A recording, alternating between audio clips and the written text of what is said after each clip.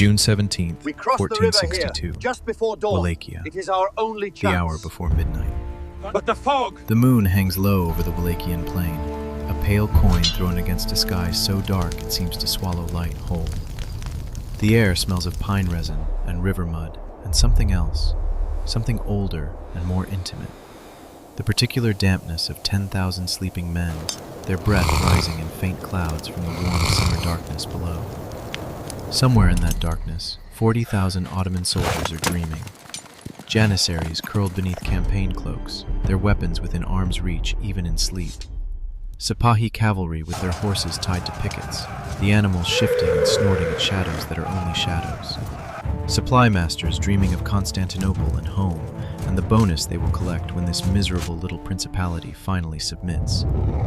And at the center of it all, surrounded by the elite household guard who had carried him through a dozen campaigns, Mehmed II, Sultan of the Ottoman Empire, conqueror of Constantinople, the master of the most powerful military machine the medieval world had ever assembled, rests with the absolute confidence of a man who has not yet faced anything he could not overcome. He came here to end something permanently. He expects to finish it before the next moon.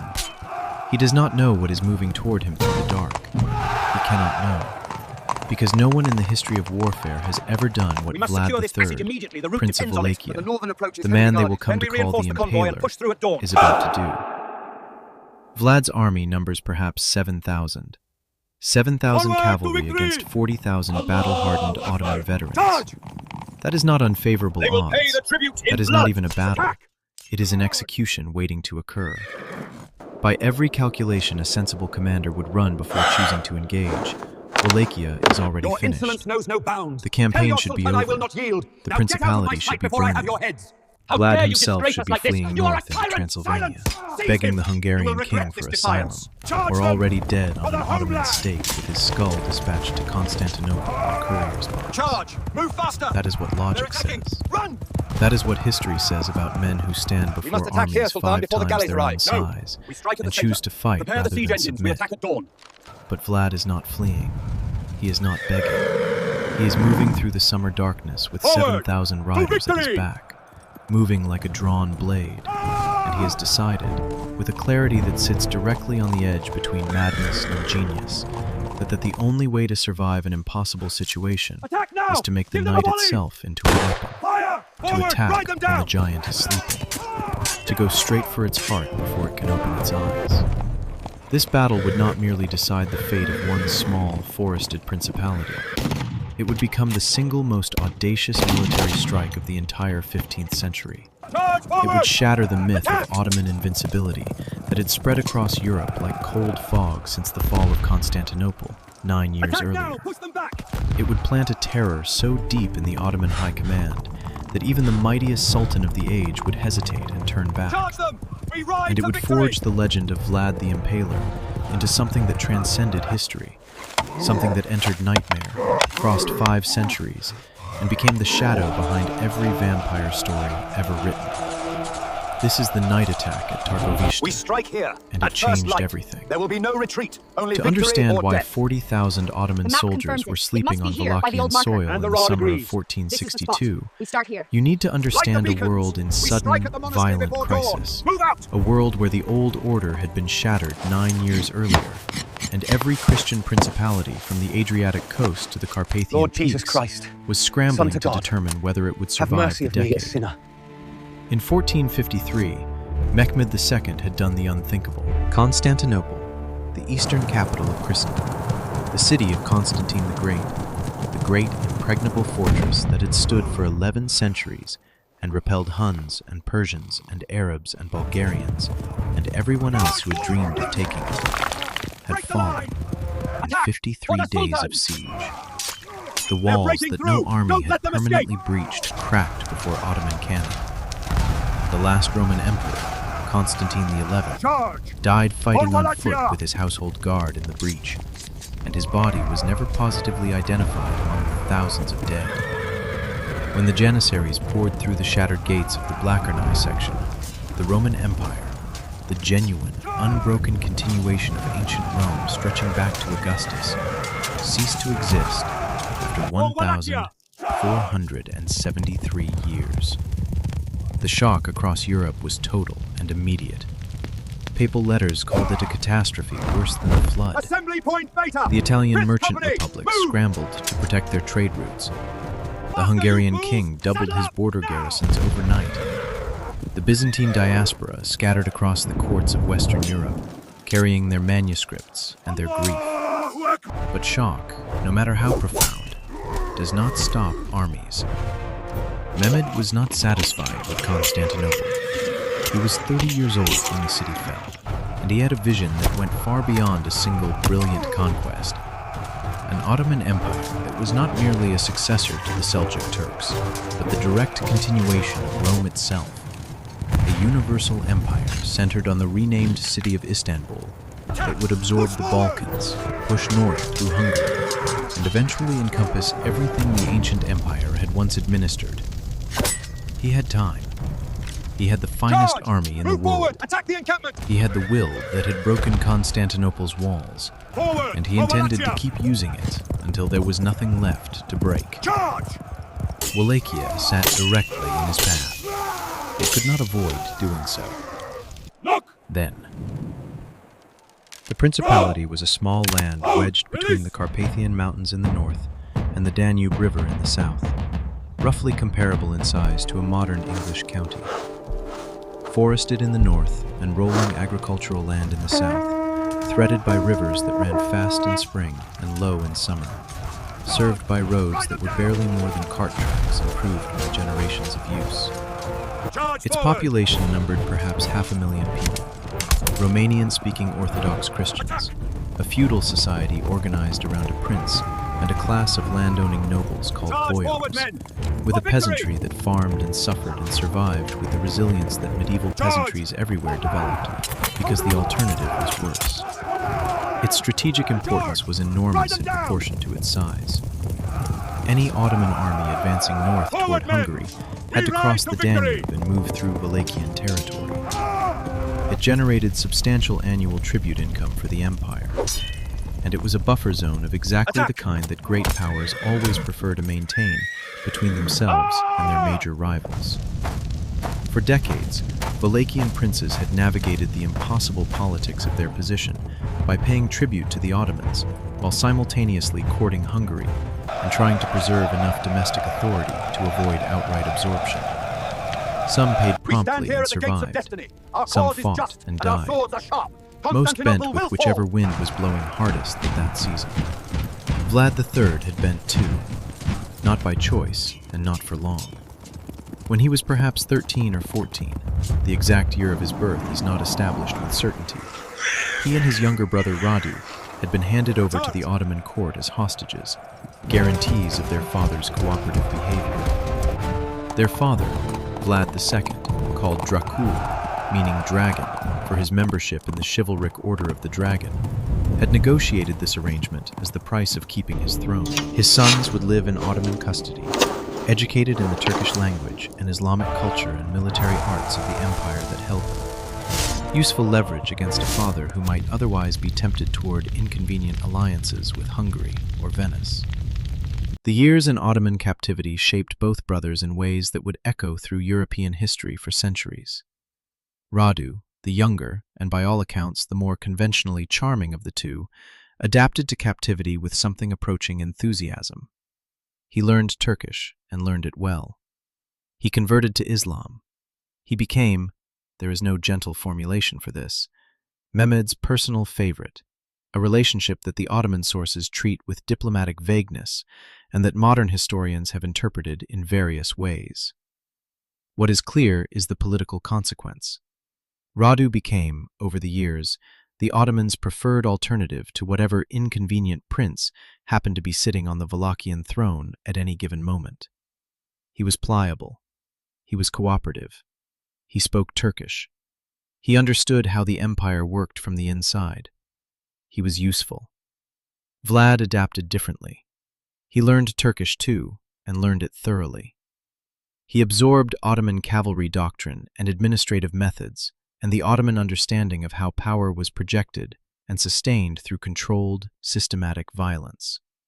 He watched Mehmed's court from the inside, learned how it thought, how it evaluated threats, what it feared, what it dismissed.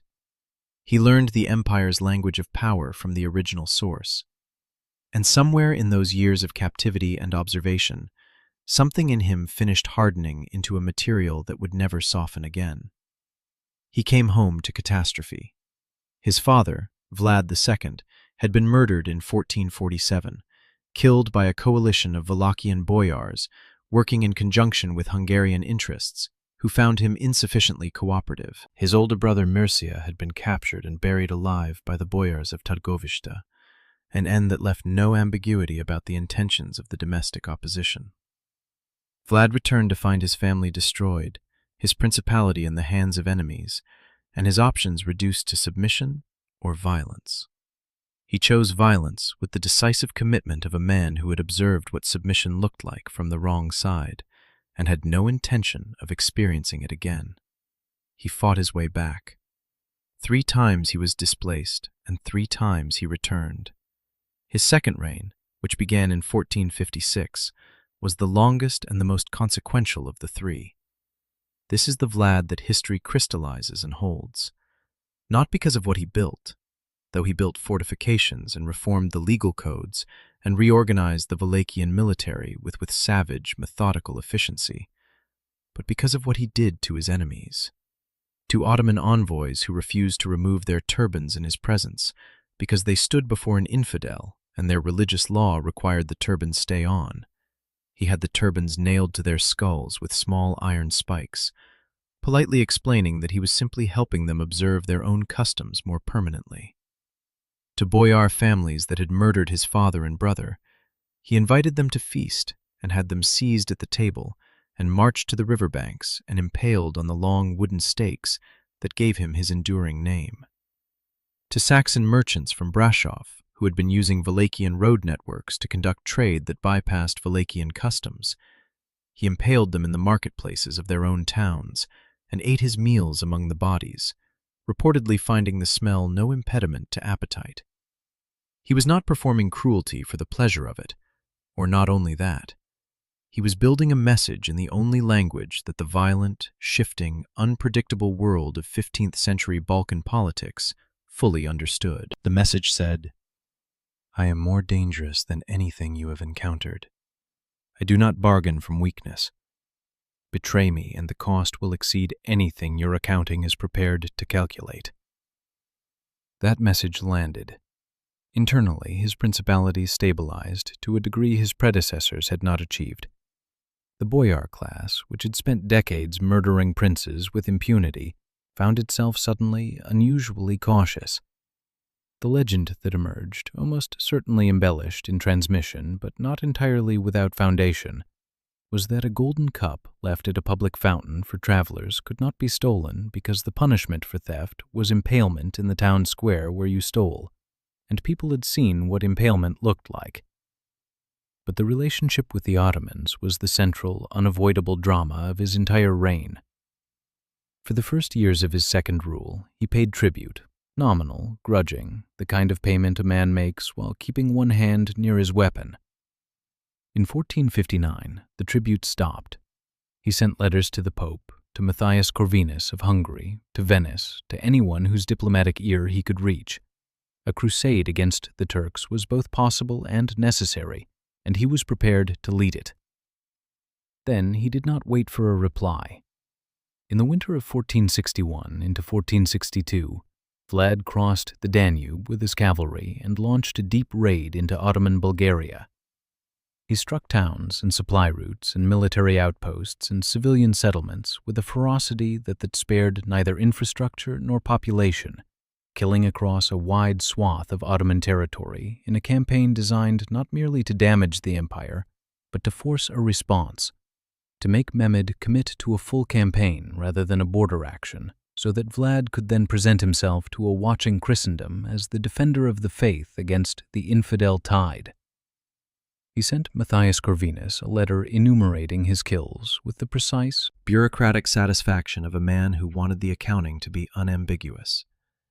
23,884 confirmed dead, he claimed, and the number did not include those burned in their houses, or the ones whose heads his soldiers had not carried back as evidence. He sent Mehmed a message written in burning towns and mass graves across the length of Ottoman Bulgaria. And Mehmed, Sultan of Sultans, the man who had broken the walls of Constantinople, could not ignore it, could not afford to. A vassal who crosses the Danube and kills 20,000 Ottoman subjects and then writes to Christendom about it is not a vassal who can be left to continue operating. The other vassal princes, watching from the periphery of the empire, were drawing their own conclusions about what kind of resistance was possible. Mehmed assembled his campaign army in the spring of 1462. He came in person, and he brought everything. The terrain of Wallachia in June is a landscape built on deceptions. From the high ground at the forest edge, looking south toward the plain, it appears to be cavalry country, rolling, wide-skied, the kind of open ground where a horse army should be able to move fast and see everything. But anyone who descends into it discovers the truth within hours. The rivers draining south form the Carpathians run in channels that are broader and more treacherous than they appear from above, with soft banks that can swallow a horse to the knee at an unmarked ford. The roads, such as they were in 1462, were cart tracks that turned to glutinous mud after summer rain and raised choking pale clouds in dry spells, either condition degrading foot and mounted movement alike. And the forests pressing against the northern plain were not the managed woodlands of Western Europe, but genuine medieval old growth, oak and beech and hornbeam and elm growing in the undisturbed abundance of a land that had not yet met a serious axe industry, closing overhead in thick cathedral arches, cutting visibility to 20 feet in full summer leaf and to nothing whatsoever at night. Mehmed's army had been moving through this landscape for weeks before the night attack, and its officers had developed a guarded respect for what the terrain could do to a large formation. The Janissary Corps could fight in woodland, but they were creatures of open ground where their disciplined formations could maneuver and their fire could reach. The Sipahi cavalry were nearly useless in the close northern forest country. The supply train, enormous and essential, the logistical spine of any large army, moved on tracks not built for the traffic of 40,000 men and their equipment and animals, and Vlad's systematic scorched earth policy had destroyed provisions and poisoned wells and driven the local population into the mountains ahead of the Ottoman advance, forcing Mehmed's army to carry everything it needed on its own back at a pace that consumed reserves faster than the most optimistic pre-campaign estimates had projected.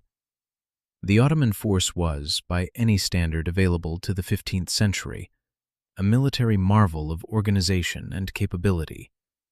The Janissary Corps, recruited through the Divshirm, the blood tribute levied on certain Christian subject populations, which required families to surrender a proportion of their male children to Ottoman service, numbered in the thousands, organized into ortas that were among the most effective infantry units the medieval world produced. Taken as boys, stripped of their previous identities and rebuilt from the foundations up as soldiers of the Sultan, they knew nothing outside military life and had perfected their craft over careers that began in childhood. They fought with composite recurved bows of devastating power at close range, with short swords in the press of close combat, and increasingly with firearms. The Ottomans had deployed cannon and arquebus to decisive effect at Constantinople 9 years earlier, and were systematically integrating gunpowder weapons into their tactical doctrine at a pace that left most European armies looking backward. The Sipahi cavalry provided the mounted arm in its heavy and light variants, organized by provincial origin, capable of operating as shock lancers or mobile mounted archers, depending on the tactical requirement. Behind them came the Azab infantry, lighter and less professional, but present in numbers that added weight to any engagement, and the Akuncha, irregular light cavalry, who screened the column's flanks and swept ahead to terrorize and gather intelligence. Against this, Vlad had cavalry. The number the sources most consistently offer is 7,000, though some accounts run higher by including mobilized militia and volunteers who joined as Mehmed's advance drove deeper into Wallachian territory. His core force was light to medium cavalry, mounted on the hardy mixed-breed horses of the Carpathian foothills, not the heavy war horses of Western European chivalry, but animals bred for endurance across rough country, sure-footed in the terrain they had grown up in, capable of the long, sustained movement that campaign life required, without the intensive grain feeding that heavier war horses demanded. His riders carried saber and lance and composite bow, and they had been trained in exactly the kind of warfare that their numbers and their terrain demanded. Fast-moving, hit and run, strike and withdraw, harassment and denial, rather than the massed frontal engagement that a larger force invited and a smaller force could not survive. He had no artillery worth mentioning, no siege capacity, no ability to hold a fixed defensive line against 40,000 men for more than hours. Every conventional option was a losing option. The math had been run and rerun, and the conclusion was the same each time. He could not fight this army the way armies were supposed to be fought and survive. But large armies sleep. This is the vulnerability that no amount of professional training eliminates, because it is written into human biology rather than military doctrine. 40,000 men require vast space for their camp, and vast space means long perimeters, and long perimeters mean thinly spread guard rotations, and thinly spread guard rotations mean gaps. The human body at 3 in the morning is at its lowest point of alertness, regardless of how much training it has received. The brain is slow, the reflexes are dull, the response time is lengthened by the biological imperative of sleep fighting against the professional imperative of wakefulness. And the gap between a soldier asleep in his tent and a soldier combat-ready on his feet in organized formation is a gap that cannot be bridged in seconds, only in minutes. Vlad was going to ride through that gap.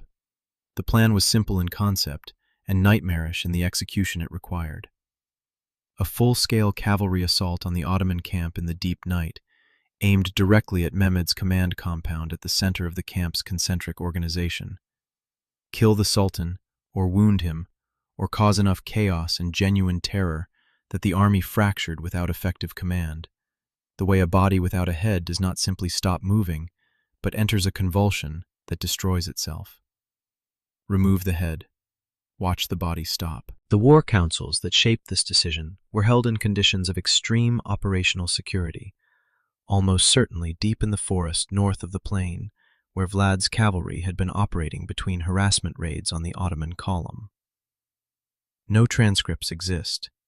The Wallachian court did not maintain the kind of detailed administrative records that Ottoman or Byzantine bureaucracies generated, and the primary sources for this campaign, Ottoman court histories, contemporary Venetian diplomatic reports, Transylvanian chronicles, and later Romanian historical writing, each carry the perspectives and purposes of their authors, rather than the direct documentation of internal deliberation.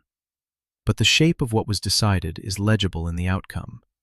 Someone thought through this attack with great precision, and the planning showed in how the raid actually unfolded. Intelligence was the foundation. Vlad needed the interior layout of the Ottoman camp, the position of the perimeter picket lines, the routing of the horse lines through the camp's organizational grid, the location of major supply concentrations, and above all, the position of Mehmed's command compound relative to the camp's outer edge and to internal landmarks that would be identifiable at night. This intelligence came from multiple sources, almost certainly working in parallel. Cavalry scouts who had tracked the Ottoman advance for weeks and observed the camp being laid out each evening, according to the methodical Ottoman practice of establishing the same organizational pattern in each night's position. Wallachian peasants who had been inside the camp as laborers or captives and had memorized the geometry of what they saw. And possibly, agents cultivated within the Ottoman logistical apparatus, which employed local labor that moved between the camp and the surrounding country. Vlad had grown up partly in the Ottoman world. He understood from the inside how the camp structure worked, what the Kapakulu's defensive protocols were, where the Sultan's compound would be positioned relative to everything else. He was not guessing. He was triangulating. The approach route was mapped with equal care. 7,000 cavalry cannot move without sound. The compressed earth under that many hooves transmits vibration as much as noise, and on hard ground the sound of a cavalry column carries for miles on a calm night. But on soft earth, at a walk, in loose column, through forested tracks that both muffled sound and prevented any silhouette from appearing against the sky, the noise could be reduced to something indistinguishable from ordinary night sounds at distances beyond a few hundred yards. The scouts had walked the approach routes in daylight and marked the soft ground paths and the stream crossings and the forest edges, identifying the line that would bring the column to the camp's outer perimeter, with the maximum approach covered by tree cover and the minimum distance of open ground to cross before the gallop began. The force was divided into its assignments in the final planning session. The main strike column would drive directly toward the camp's center, on the route intelligence indicated led most efficiently to Mehmed's compound. Secondary detachments would peel off at designated points to hit the horse lines, preventing the rapid mounted response that would otherwise be Mehmed's most dangerous countermove. And the supply dumps, starting fires that would add to the chaos, destroy materiel, and provide the orange, terrible light that would make the camp visible to attackers who knew where they were going, while disorienting defenders who did not. A rear guard was established with specific rally points at known locations along the withdrawal route, so that riders separated in the fighting could find their way back to the forest edge without stumbling blindly across a plain reorganizing around 40,000 angry professional soldiers. The night before the attack, Vlad's men prepared with the focused, compressed intensity of professionals who understood exactly what was at stake. Horses were checked and rechecked, every shoe examined, every piece of tack inspected for wear or weakness, every saddle girth tightened and tested under weight. A loose shoe on the approach meant a stumble, a sound, the sharp crack of iron on stone that would carry through the night air to Ottoman ears 200 yards away and end the operation before it began. Weapons were sharpened with cloths wrapped around the whetstones to muffle the metallic scrape. Armor was buckled and checked for rattle. Bows were strung and tested in the dark by feel alone. The draw weight, the smooth track of the string, the way the recurved limbs moved under load. The soldiers prayed. Wallachia was Eastern Orthodox Christian, and the men who followed Vlad that night were people of faith in the full medieval sense. Not Sunday observance, but daily, hourly reality, as immediate as cold and hunger and the smell of horses. They whispered the Jesus prayer in the dark, the words worn smooth by 10,000 repetitions. Lord Jesus Christ, Son of God, have mercy on me, a sinner. They petitioned the Theotokos, the Mother of God, who was the particular protector of Christian soldiers going into danger. Some of them had fought Ottomans before, on the Bulgarian raid or at the border crossings earlier in the campaign. They knew what Ottoman cavalry did to prisoners. They understood what failure tonight meant for them and for the land behind them. Some of them were afraid. The chronicles prefer the language of martial resolve, but the honest truth is that 7,000 men preparing to ride into the center of 40,000 of the world's finest soldiers would have included frightened men in their number. Not weak men, frightened men who went anyway.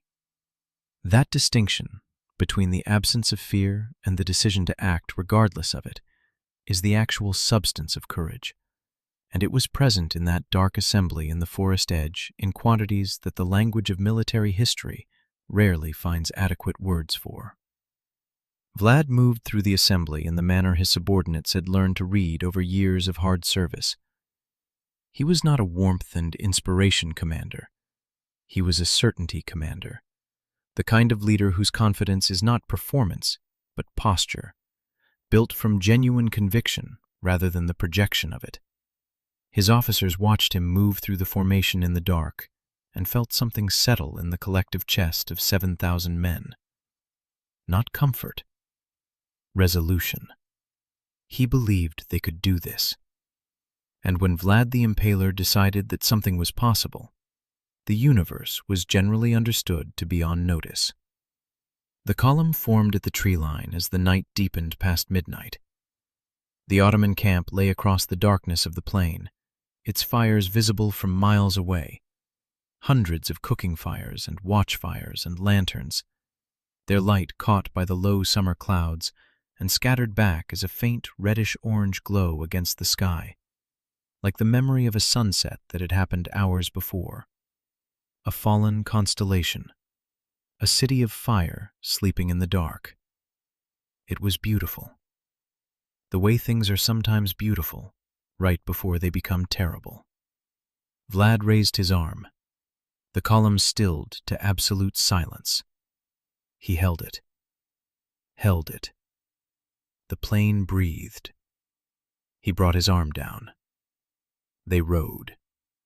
The darkness swallowed them almost immediately, and then the plain opened ahead. Horses that had been standing still for hours moved out with controlled urgency, the animals reading the tension in the humans above them and reflecting it back in pricked ears and shortened steps. A closed loop of purpose and fear flowing between rider and horse in both directions. The column moved at a walk in the first minutes, controlled, deliberate. The scouts at the front navigating the approach by the markers they had placed and memorized, keeping the column on the soft ground roots that held the sound.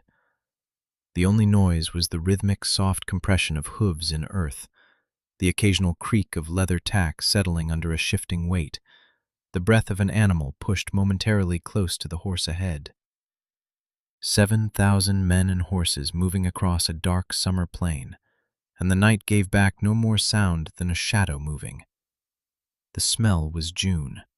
Wild grass warmed all day and now releasing its scent into the cooling air, the thick green perfume of the forest receding behind them, riverbank mud, and underneath it all the particular human smell of thousands of men in armor carrying the biological marker of controlled fear, the same smell that cavalry horses had learned over generations to associate with what came next. 300 yards from the perimeter. 200. The fires of the camp were individual sources of light now, not a general glow, and the shapes of tents and horse-line posts and supply stacks were emerging from the dark at the edges of the firelight's reach.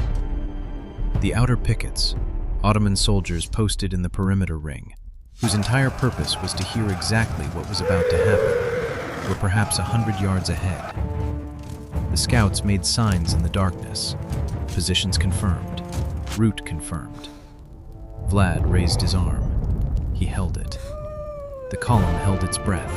Attack now! He dropped it. To victory! 7,000 cavalry surged to full gallop, and the thunder of it was immediate and enormous, a physical thing that rolled across the flat ground like the front edge of a storm, like weather arriving, and it hit the Ottoman camp before any visual signal could, before any man sleeping in those tents had time to consciously understand what the sound meant.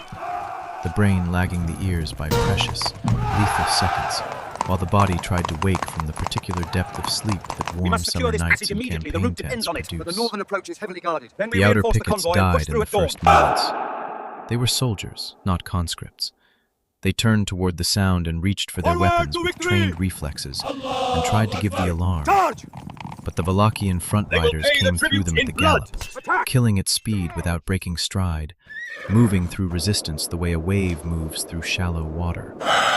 The dying screamed. That scream spread inward from the point of contact like a stone thrown in still water, rippling through the camp, and then all at once the Ottoman camp erupted from sleep into chaos. Fire. Torches that Vlad's designated riders had carried through the approach now went to work on canvas and rope and the sun-dried wood of tent frames, and the fires rose with the enthusiasm of fire meeting abundant dry fuel. And the light they threw was orange and savage, and it illuminated a camp in total disorder for the first time since the attack began. Now the attackers could see. Now the defenders were lit. The noise was not describable as noise. It was a physical presence, something that pressed against the chest and filled the skull.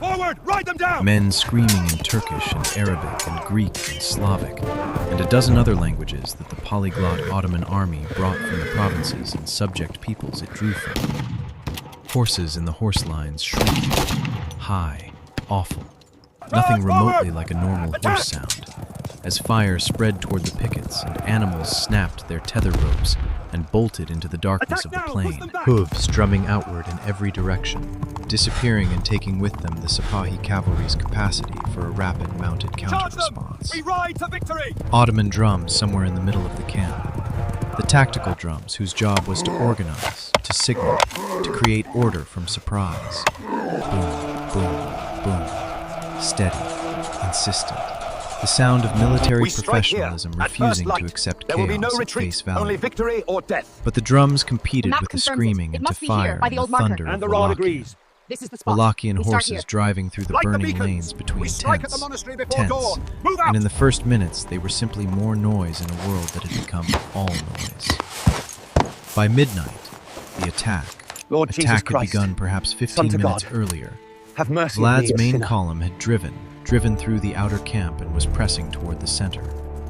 The secondary detachments had peeled off on their assigned routes and were working the horse lines and supply dumps with systematic precision. Not random violence, but targeted destruction. Teams of riders who knew where they were going because someone had told them exactly where to go. Break the line! Behind them, the fires were For the spreading Sultan! to additional structures and They're creating breaking a through! growing Don't light let them source escape! that served the attackers more than the defenders. Because the attackers knew where they were going, and the defenders were trying to orient in a Wallachia! camp that was no longer organized. But the Ottoman army was not civilians suddenly attacked. These were professionals with a century of institutional memory behind them. Janissaries who had survived Constantinople and Anatolia and the Balkan campaigns were pulling themselves upright and reaching for weapons with the automatic competence of men whose bodies had been conditioned to fight before the mind had caught up. Unit officers, the Chorbaji who commanded the Ortas, were screaming unit designations into the darkness, trying to assemble their men at the rally points that Ottoman camp doctrine specified. The Sipahi cavalry officers, who had horses still picketed, were screaming at grooms to get them saddled under fire and smoke. Smoke. Working through noise and chaos with hands that knew the equipment by touch alone. And crucially, the Kapikulu, the Sultan's household guard, the finest soldiers in the Ottoman army, men who had been selected and trained and placed at the center of the camp for exactly this moment, were already awake, already armed, already forming the ring of steel around Mehmed's compound that their entire military existence was organized around maintaining. They had perhaps 2 minutes of warning between the first screaming at the perimeter and the moment the Wallachian main column reached their positions. 2 minutes is nothing in most Move forward! circumstances. Attack the encampment! But for men trained to respond to precisely this threat, Forward! 2 minutes was Wallachia! enough to stand, draw weapons, lock into formation, Charge! and present a prepared defensive perimeter to whatever was coming out of the dark. Vlad hit them at full gallop. The collision was immediate and savage. The Kapikulu did not break. This was not a formation of surprised men stumbling awake, but professionals at their designated stations, and the density of their defensive ring meant that cavalry charging into it at speed did not simply punch through on momentum. The front riders went in and were met by arrow volleys at close range. The Ottoman composite bows drew to 90 pounds, and at 15 yards they did not miss. And by the close combat weapons of men who had done nothing but train to fight their entire adult lives. Horses and riders went down. The column behind split around the perimeter's edges, probing the flanks, looking for gaps or weaker sections, pressing from multiple directions simultaneously to prevent the defenders from concentrating their response against a single point of pressure. Vlad pressed again. He pressed hard and close, his cavalry hitting the Kapikulu perimeter in waves, Attack! withdrawing and hitting again. The pattern of a commander who understood that sustained pressure is what breaks defensive formations, rather than single heavy blows. The camp burned around them. The noise was oceanic. And somewhere inside the compound, behind the Kapikulu ring, Mehmed was awake. Awake and dressed and understanding from the sound of the fighting and its proximity that this was not a harassing attack on the camp perimeter, but an assassination attempt aimed at his person. He moved deeper into the compound. He would not be easy to find in the dark, in a burning camp, behind the best soldiers in his army. But Vlad was inside the perimeter, fighting his way toward him. Closer, closer than any enemy had been since Constantinople. Phase 1, penetration and initial chaos, was already exceeding what rational military planning should have projected as achievable. The Ottoman camp was not rallying, it was fragmented. In the darkness and firelight, soldiers were shooting at silhouettes without certainty that the silhouettes were enemy. Janissary arrows killed janissaries that night, a fact the chronicles acknowledge in passing with the delicacy of men describing something shameful. Unit cohesion in the outer camp sections was dissolving as officers died at their tents, and the surviving men defaulted to individual survival instincts rather than unit behavior. The command structure, the organized flow of orders that made 40,000 men function as something more than 40,000 individuals, was broken in the camp's outer sections and under severe stress in the middle sections. Time lost its shape in the fire and screaming. An hour felt like minutes. Minutes felt like hours. The Wallachian riders who had been fighting since the first contact were running on the particular clarity that combat adrenaline produces, a state in which everything is sharp and nothing hurts yet, and the normal limits of endurance temporarily cease to apply.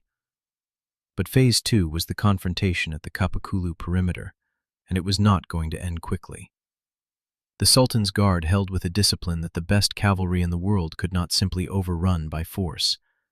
And as Phase 2 stretched, 20 minutes, 30, 45, the balance of organized fighting capability within the camp was shifting. Janissary blocks were reforming in the middle lanes of the camp, phalanxes of infantry with their bows drawn creating killing corridors that Wallachian cavalry could not ride through without severe loss. The drums were beginning to create genuine coordination among the sections of the camp that had recovered enough to respond to them. The horse line raids had prevented a rapid, organized cavalry counter-response, but the camp was stabilizing at the edges inward, the professional discipline of 40,000 veterans reasserting itself from the perimeter toward the center, the way water finds its level. Vlad ran the calculation. He had been running it since the attack began.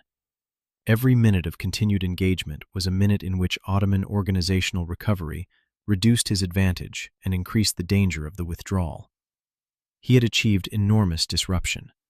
He had destroyed supplies and horse capacity and command personnel. He had driven the Sultan himself to fear inside his own compound. But Mehmed was alive. The Kapakulu had held.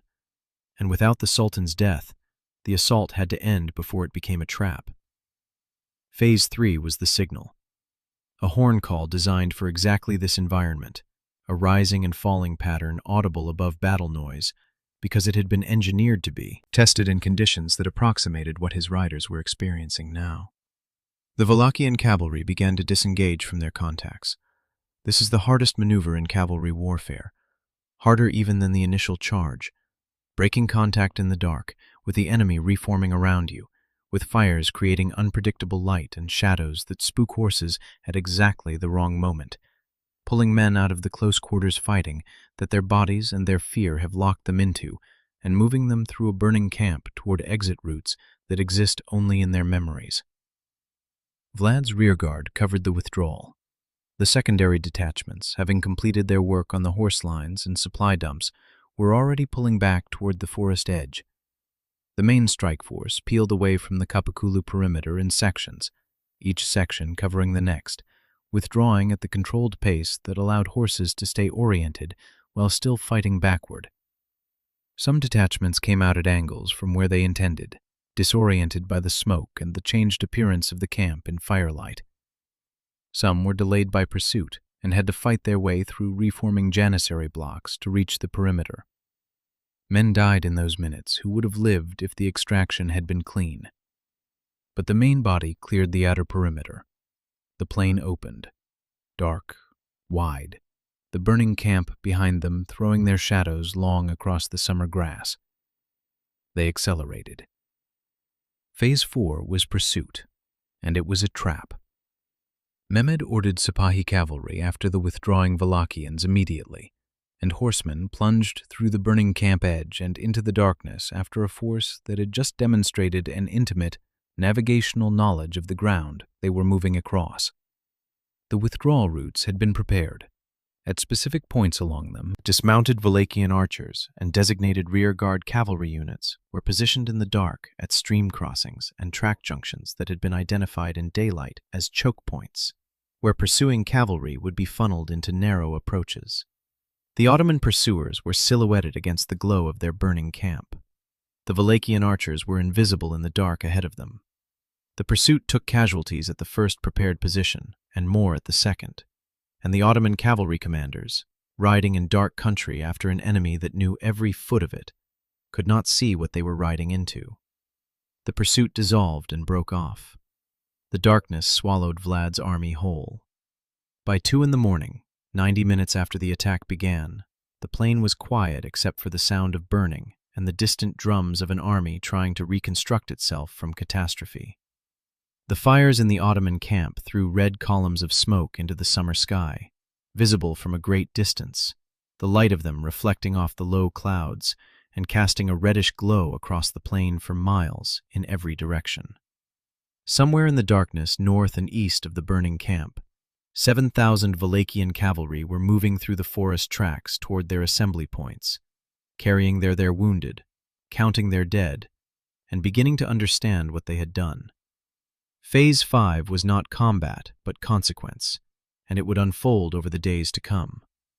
What Vlad's cavalry had done to the Ottoman army in 90 minutes of darkness was not measured in the bodies of janissaries killed, though there were those, but in the degradation of what the army could do next.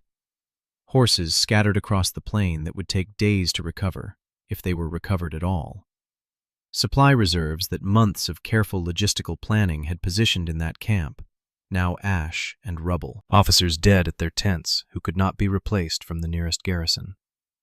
And in the command compound at the center of the burning camp, a sultan who had come here to end a problem permanently, sitting with the sound of dying still recent in his ears, and a calculation about what this campaign was costing, beginning to compound, in ways he had not anticipated when he left Constantinople in the spring. The night attack was over. What it had done to Mehmed's calculation was only beginning. The morning after the night attack revealed a camp that bore no resemblance to a functional military organization. Mehmed walked among the damage personally. This detail comes from Tursun Beg, the Ottoman court chronicler, who accompanied the campaign and whose history is the most substantial primary source available for the Ottoman perspective on these events. Tursun Beg is not a neutral witness. He is a court writer producing a text that the Sultan will read, operating within the conventions of Ottoman historical writing, which prefer to frame the Sultan's campaigns as continuous triumph and absorb setbacks with careful language. But the shape of even his careful account is telling. He describes the Sultan moving through the burned sections of the camp with the manner of a commander conducting damage assessment rather than celebrating a defense. The fires had been systematic. Someone had known where the supplies were. The horse losses were immediately visible, animals still missing from the lines hours after dawn, the wide, shallow hoof prints of running horses scattered across the plain in every direction, some found miles away, some never found at all. The supply damage was being tallied by subordinates who brought reports in a steady stream that did not carry good news. Provisions that had been calculated to sustain the campaign's next phase were destroyed or severely degraded. The timing of further advance would have to be recalculated against what the army still had and what could be sourced from a country that had been systematically stripped of anything useful before the Ottoman arrival. The Venetian ambassador, Niccolo Sagundino, writing to the Doge of Venice from information gathered through his diplomatic network, described the night attack as having caused substantial Ottoman losses and attributed the disruption of the campaign's subsequent momentum directly to the raid's effects. The losses in horses and supplies, in his assessment, degraded the Ottoman cavalry arm for the remainder of the campaign in ways that the simple replacement of killed soldiers would not have. A dead janissary can be mourned and his equipment redistributed. A Sipahi cavalry unit without horses is infantry, and inferior infantry at that. Ottoman sources, as noted, minimize.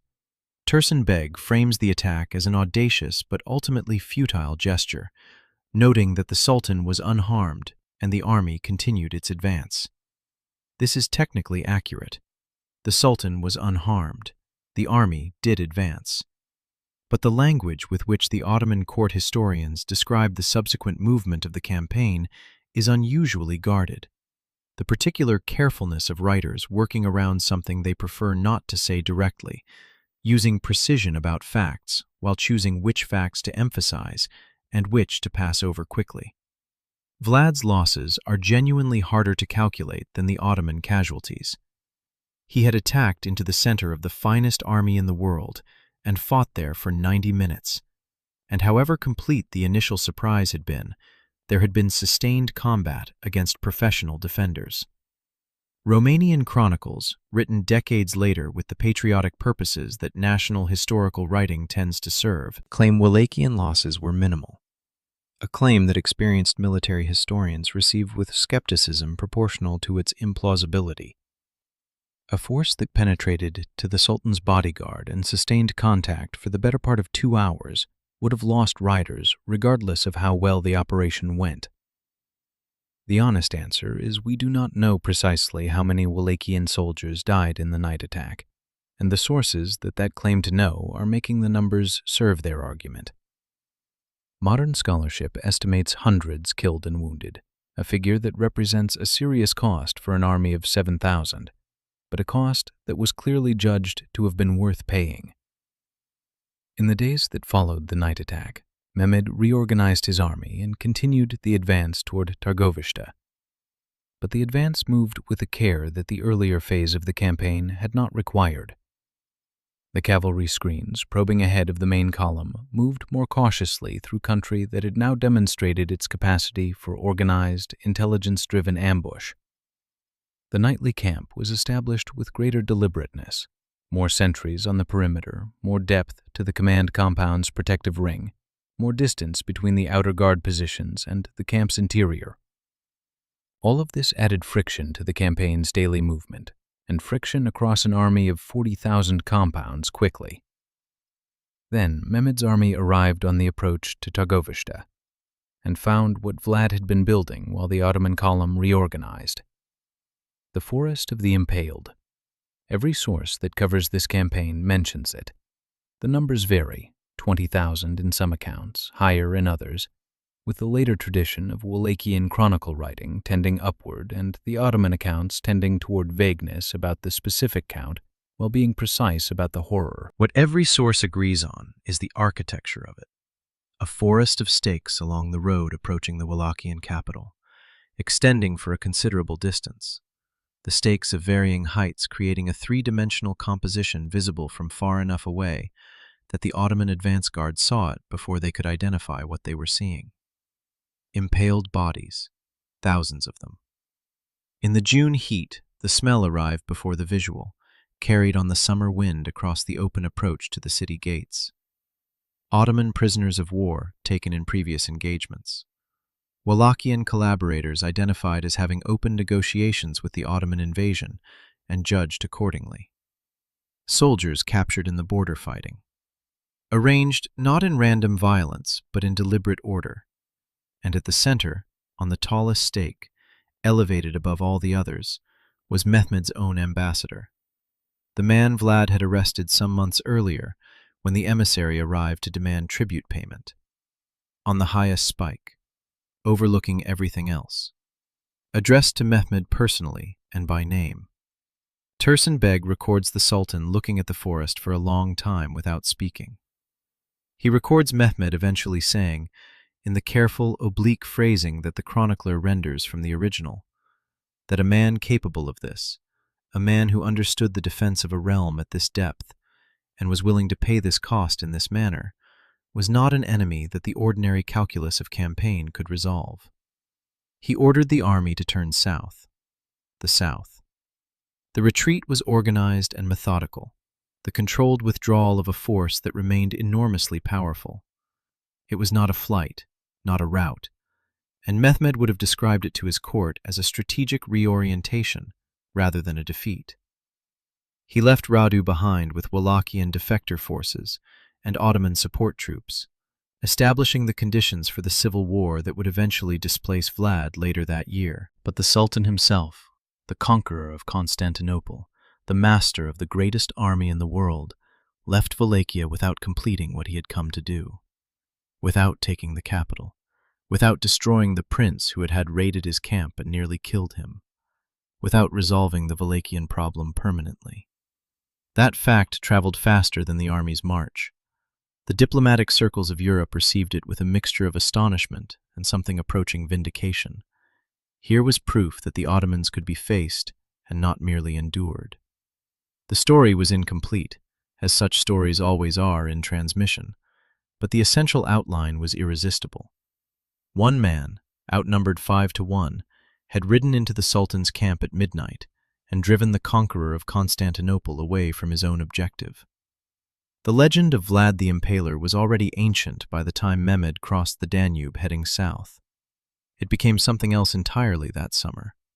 The immediate strategic consequences of the night attack unfolded across the following months in ways that validated Vlad's gamble completely, even as they failed to save him personally. Radu's campaign, backed by Wallachian boyars exhausted by the price of Vlad's defiance, the burned crops, the emptied villages, the constant military levy on a population that simply wanted to farm, succeeded in driving Vlad north by late 1462. He fled into Transylvania and into the custody of Matthias Corvinus, the Hungarian king who had spent 2 years promising crusading support and sent nothing while Vlad fought alone, who now arrested him on fabricated charges of negotiating with the Ottomans. The man who had nearly killed the Sultan, who had held Wallachia against the greatest military force of his age through sheer ferocity of will, ended that chapter in a Hungarian dungeon, while European diplomats cited his exploits as proof that the Turks could be checked. The irony is almost too neat for history. History rarely cares about neat. But what the night attack accomplished strategically was lasting and in ways that extend far beyond Vlad's personal arc. Mehmed II never returned to Wallachia personally. The campaign of 1462 was the high watermark of direct Ottoman military engagement with the principality during his reign. Wallachia remained a tributary state for a long time. It would pay tribute to the Ottomans for generations, but it was not absorbed, not eliminated, not converted into an Ottoman province the way Bulgaria and most of the Balkans had been. The night attack did not win the war, but it permanently altered what winning that war would cost, and that alteration in cost reshaped the Ottoman calculus about when and whether to press the Wallachian issue. The Ottoman defensive protocols for campaign encampments changed after 1462. The distance between perimeter guard positions, the organization of internal rally points, the depth and composition of the bodyguard around the command compound. These adjustments did not happen by coincidence. Someone in the Ottoman high command drew the correct lessons from Târgoviște and made them institutional, ensuring that no future enemy would find the same vulnerabilities in the same configuration. This is how military innovation actually propagates, not through official manuals and public doctrine, but through the quiet, professional absorption of painful lessons into standard practice. The Forest of the Impaled entered Ottoman military psychology as a category of asymmetric warfare that defied standard analysis. The empire had faced enemies who fought with religious conviction, enemies who fought with tactical innovation, enemies who fought with terrain advantage or numerical surprise. Vlad had fought with something that had no existing category, a deliberate, systematic, architectural use of atrocity as strategic communication. Not cruelty as byproduct of war, but cruelty as the primary message, delivered in human bodies arranged with the care of a man who understood exactly who would be reading them and what they needed to say. The forest told Mehmed something no battlefield victory could have conveyed, that the cost of this particular piece of land would be paid not only in soldiers and supplies, but in the kind of psychological territory that rational military accounting does not normally include in its columns. Mehmed had built towers of skulls. He was no stranger to mass violence as an instrument of power, but the forest was different in kind.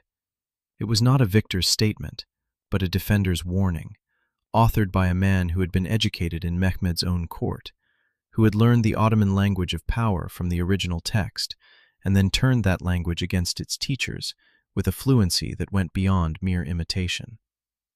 The Sultan could dismiss a military defeat. He could not dismiss evidence that his enemy understood him well enough to compose a message that he specifically could not ignore. Vlad would not hold Wallachia forever. His third reign came in 1476, briefly, reclaimed with Hungarian support after more than a decade of imprisonment. It lasted months. He was killed near Bucharest in December of 1476, the exact circumstances disputed. Some sources say open battle, some suggest assassination by his own men, and the uncertainty feels appropriate for a life that existed always at the boundary between fact and legend. His head was sent to Constantinople. Mehmed had it displayed on a pike overlooking the Bosphorus. The man who had nailed turbans to ambassadors' skulls and arranged 20,000 bodies on stakes along the road to his capital ended as a head on a Turkish spike at the entrance to the world's greatest city. Symmetry of a kind. 5 centuries later, an Irish writer researching Eastern European folklore for a Gothic novel encountered references to Vlad Tepes in documents he found in the British Museum reading room. He took from those references a name, slightly modified, and a fragment of a reputation, and built around them the most famous fictional monster in Western literature, Count Dracula. The vampire who cannot die, who rises from the grave, who is destroyed only by the most specific and extreme of interventions. It is, in its way, a mythology perfectly fitted to its source material. The real Vlad was not supernatural, but he was a man whom the greatest sultan of his age marched against with 40,000 soldiers and went home without finishing. There is something in that which fiction recognized before history had fully processed it, the genuine, documented impossibility of the man. The plain outside Târgoviște is quiet now.